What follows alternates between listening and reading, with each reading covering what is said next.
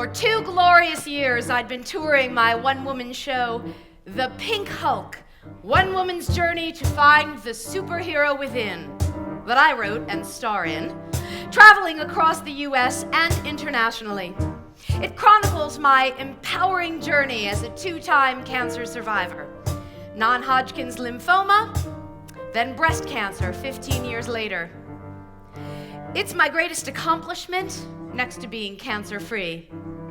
At the play's end, I simulate crossing the finish line after a 40-mile bike marathon, yelling, "I beat you, cancer! I did it! I won!" During my final bow at a New York performance, I felt that familiar pain in the left side of my chest. The applause is deafening, and my body is screaming in pain.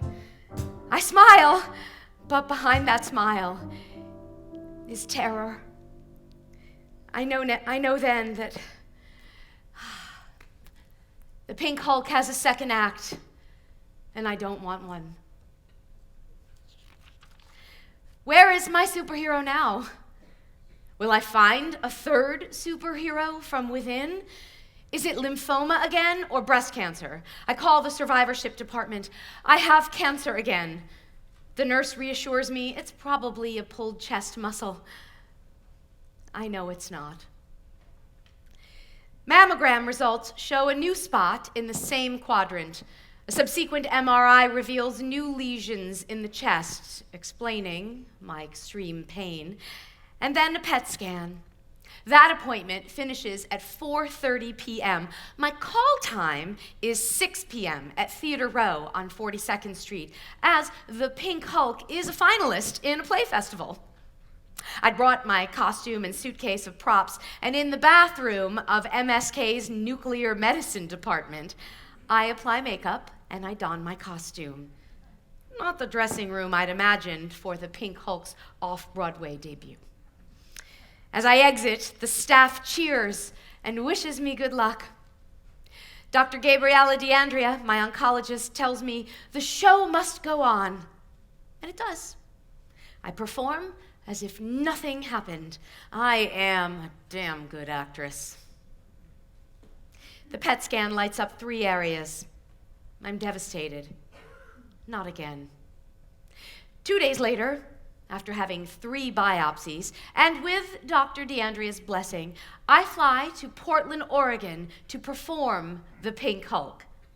Now recovered from those biopsies, my show opens that night, and I awake that morning praying, please, I don't want to find out that I have cancer again today. And as I'm walking toward the Portland Theater, my cell rings, and that familiar MSK number pops up. Fuck! God. I reluctantly answer. Dr. DeAndrea tells me it's invasive lobular carcinoma, and they're waiting for a full report. She is comforting, and she wishes me well on my opening. The show must go on, and again, I pretend nothing's happened. I deserve a Tony.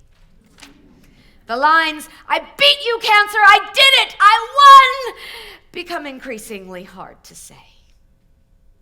I return to New York, totally devastated. I cry every day. I awake and I go to bed with this nightmare. As a solace, I sleep with my teddy bear prop from the Pink Hulk. I'm so angry. And like Marvel's Hulk character, who wouldn't come out in Avengers Infinity War, my Pink Hulk isn't coming out either. I'm terrified. The final report comes in. It's not good. That evening, I sit at a table in the bustling heart of Times Square's pedestrian plaza. It's my favorite safe spot. As I stare at the New Year's Eve ball, I wonder, nearly 20 years after my lymphoma diagnosis, if I'll make it. There's no place that I'd rather be but under the glowing lights of Broadway. This is where I need to tell my parents that cancer has returned. So I call, and I matter-of-factly say, there's a problem. The breast cancer's back and has spread to the bones. It's metastatic, stage 4.